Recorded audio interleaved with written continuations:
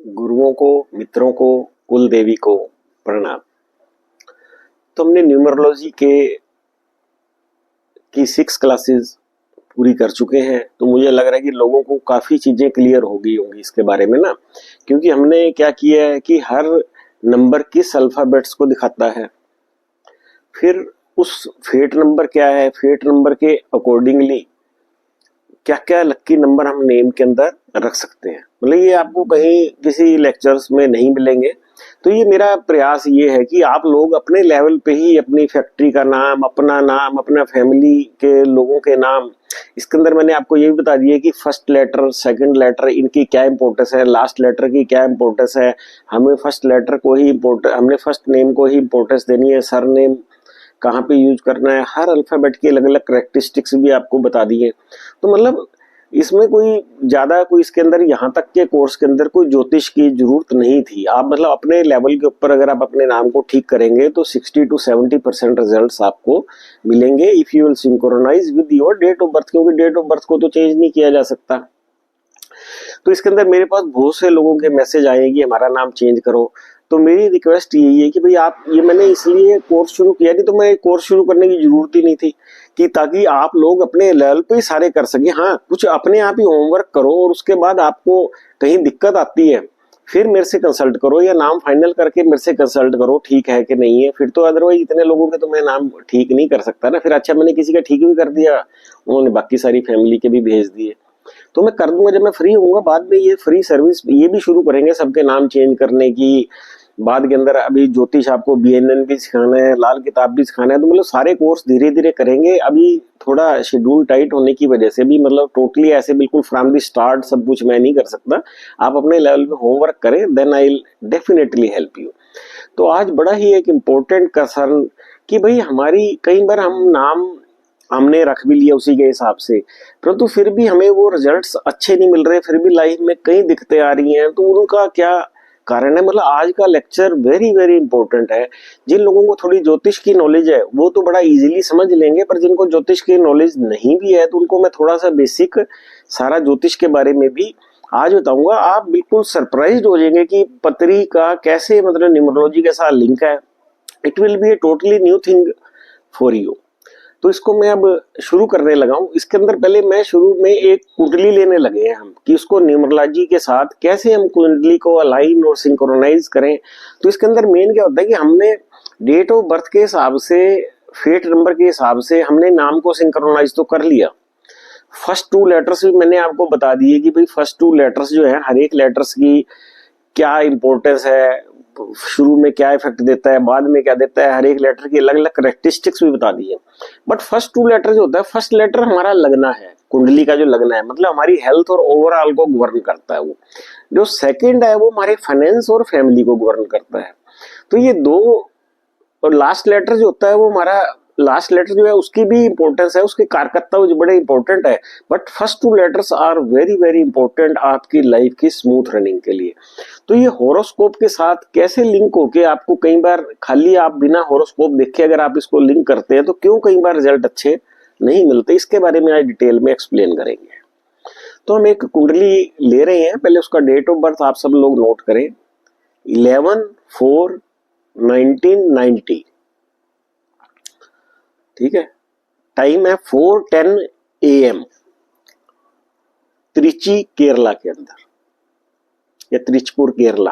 ठीक है, इस व्यक्ति का नाम है, पहले मैं दोबारा रिपीट कर दूं, 11/9/1990, 4:10 AM, Kerala, त्रिचपुर।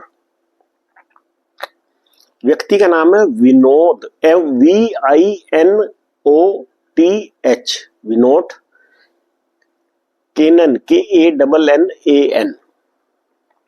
VINOTH, Vinod Kannan, KANNAN।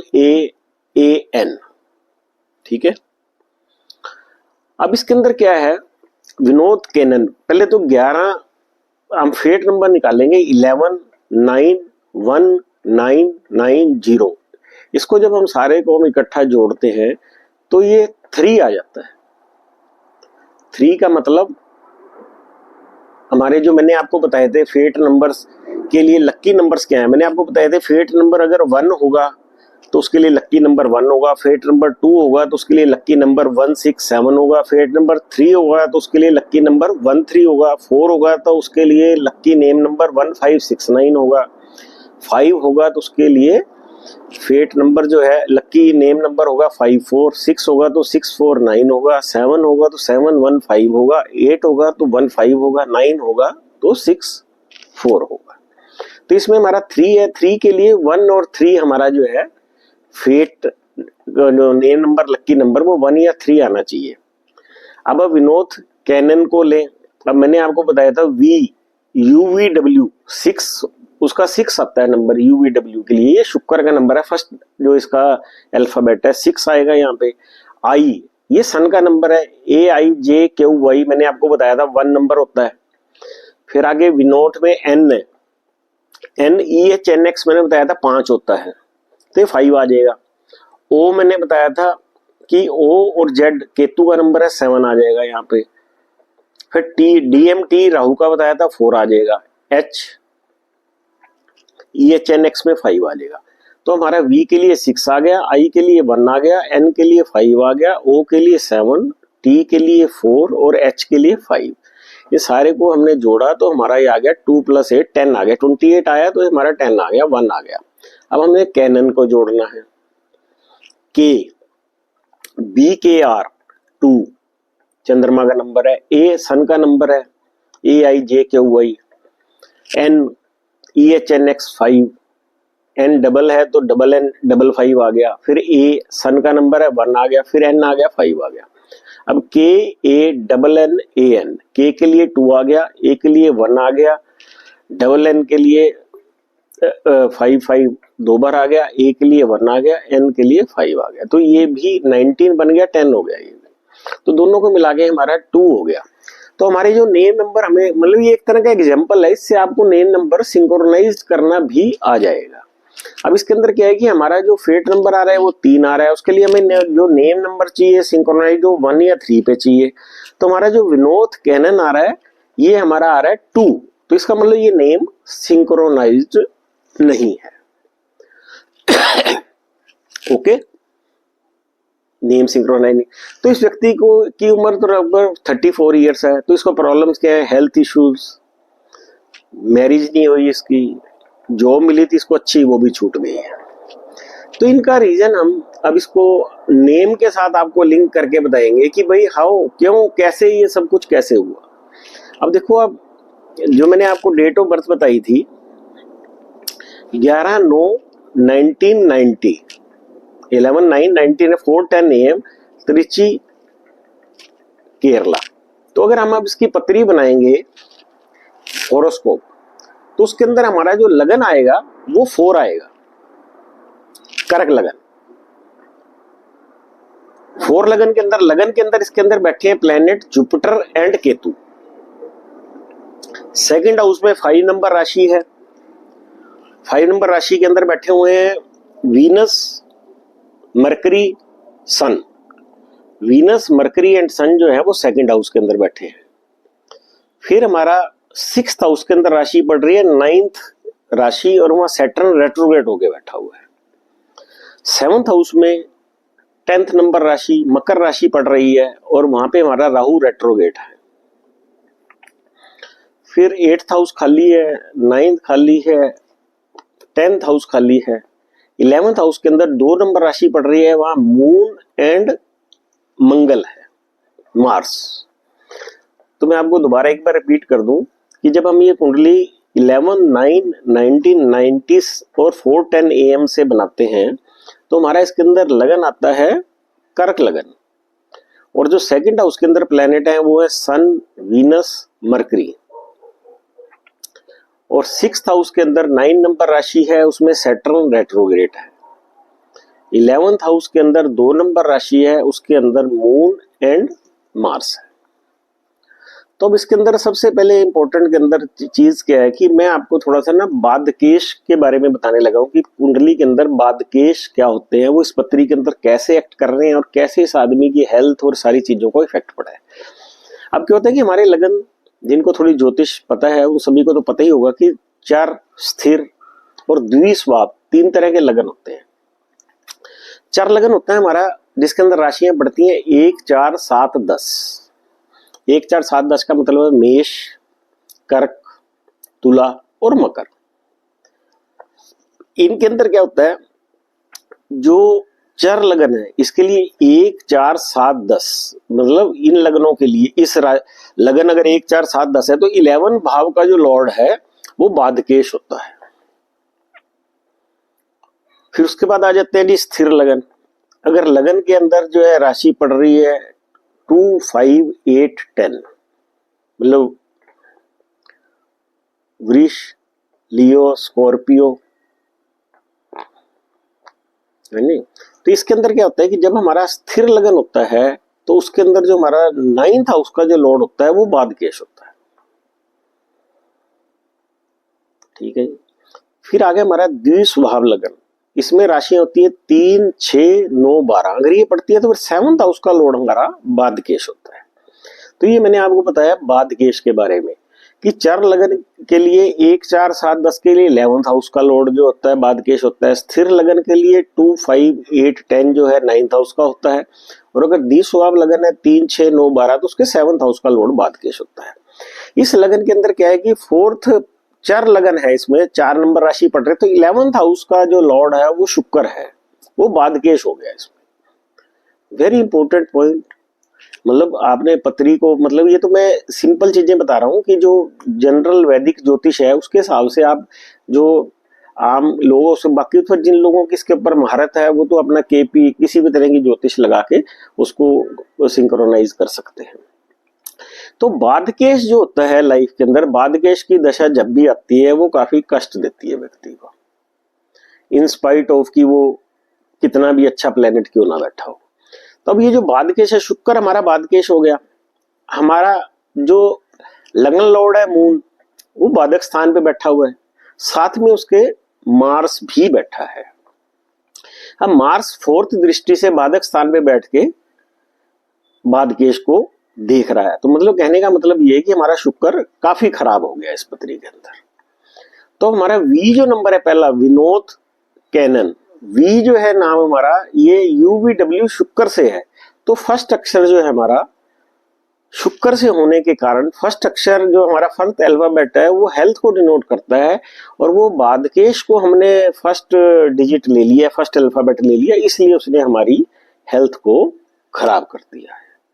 This is a important point. ठीक है। फिर उसके अंदर आ जाता है कि जी सेकंड, जो हमने 2 अल्फाबेट जो है हमने फेट नंबर के हिसाब से जो भी हमने नाम सेलेक्ट करना है उसको सिंक्रोनाइज करना है हमने, मतलब नेम नंबर के जो भी हमने आपको नंबर बताए हैं हमने, तो उसमें ये ध्यान रखना है कि फर्स्ट 2 डिजिट्स को, first 2 alphabet should be very very good. अगर वो हो जाता है तो हम बहुत, मतलब ये बड़ा डिफिकल्ट काम है उस फ्रेमवर्क के अंदर ये सारी चीजों को रखना, बट आप मेहनत करेंगे इसमें हाफ डे भी लग सकता है। अगर आप इस ढंग से इसको करेंगे तो लाइफ में लक ही लक है आपके पास।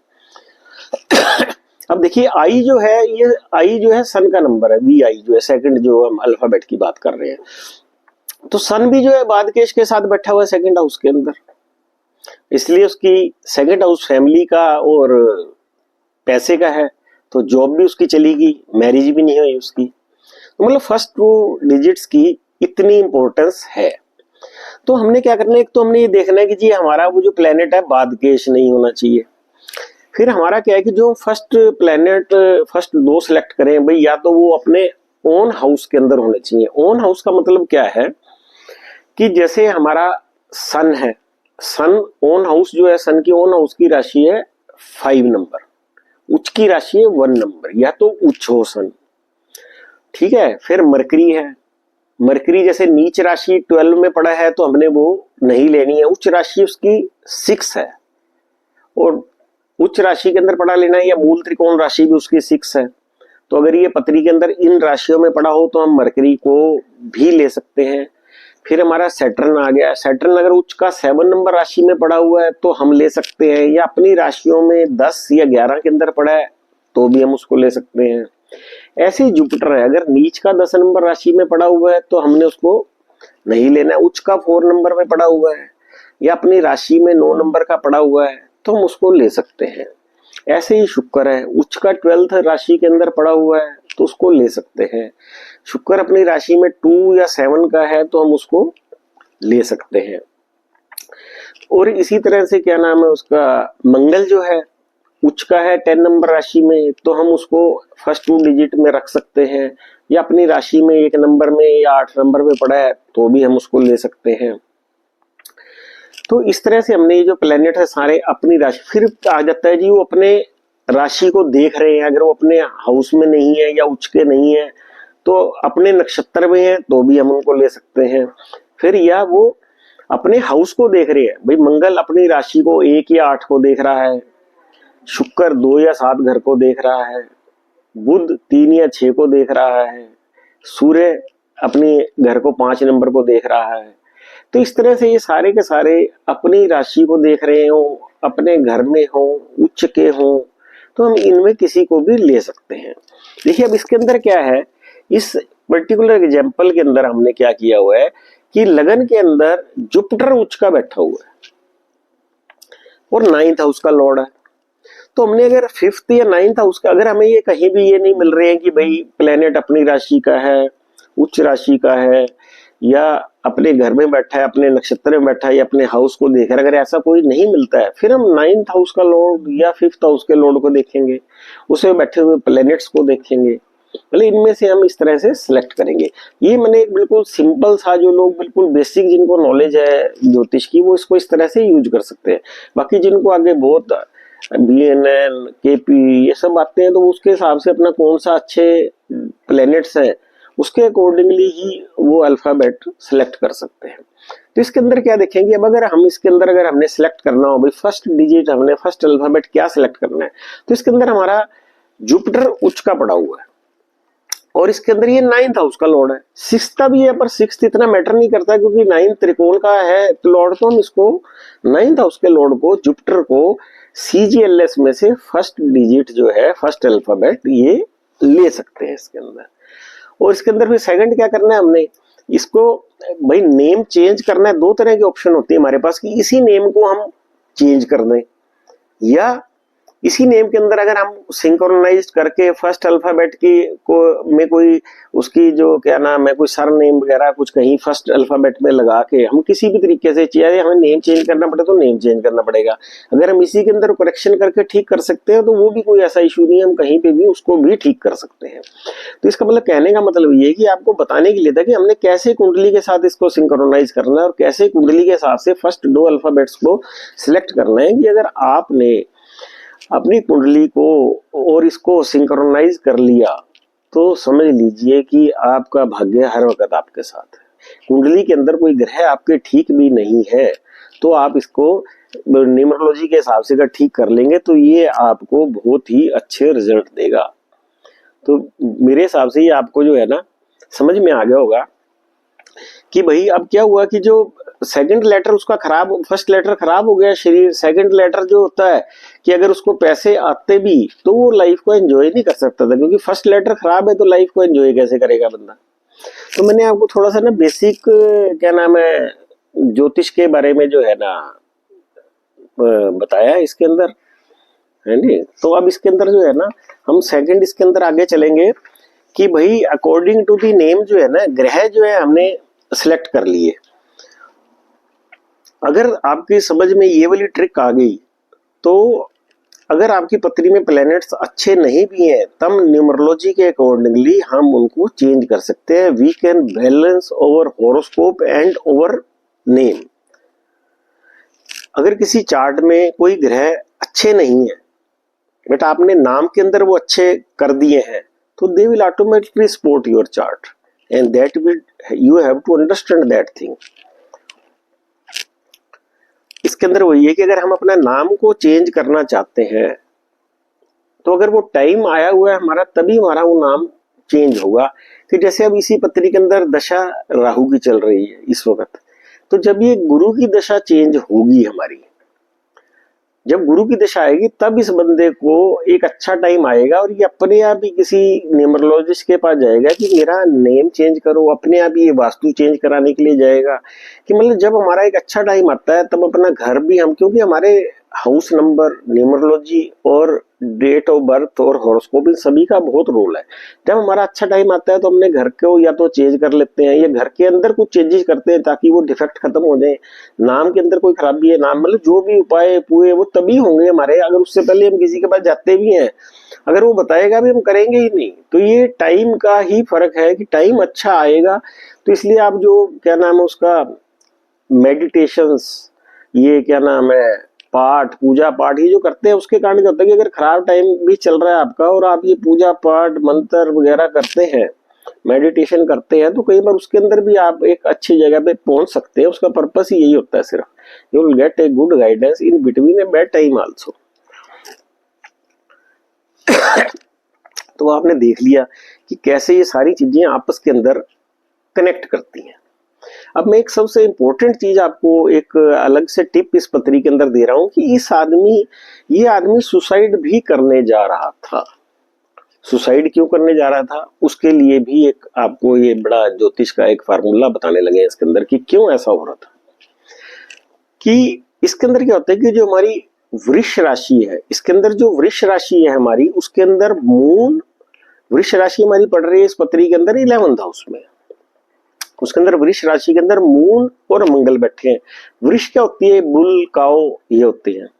तो इसके अंदर हम उसके नेक के चारों तरफ राउंड के अंदर रस्सी बांध देते हैं, रस्सी बांधने का और घंटी भी बांध देते हैं गायों के उसके अंदर। तो जो हमारा 2 नंबर राशि के अंदर जो प्लेनेट बैठे हैं, अगर जैसे किसी लेडी का बृहस्पति बैठा हुआ है तो वो गले के अंदर खूब सोना सोना पहनती है। शुभ ग्रह है तो लेडी गले के अंदर मालाएं ये वो जो भी है उससे रिलेटेड डायमंड वगैरह जो भी है, शुक्र बैठा है तो इस तरह से पहनती है।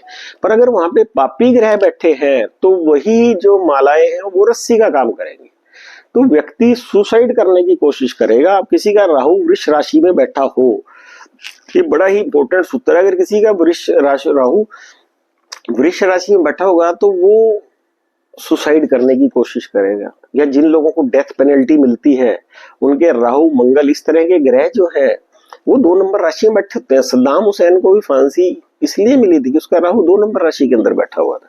तो ये बड़ा ही एक इम्पोर्टेंट टिप्स है जो आपको मैंने बताया। तो अब इसके अंदर क्या है कि आपने देख लिया कि इसके अंदर हमारा जो है क्या नाम है जो लक्की नंबर था हमारा, जो फेट नंबर था वो 3 था। नेम के अकॉर्डिंगली हमारा 2 आ रहा था।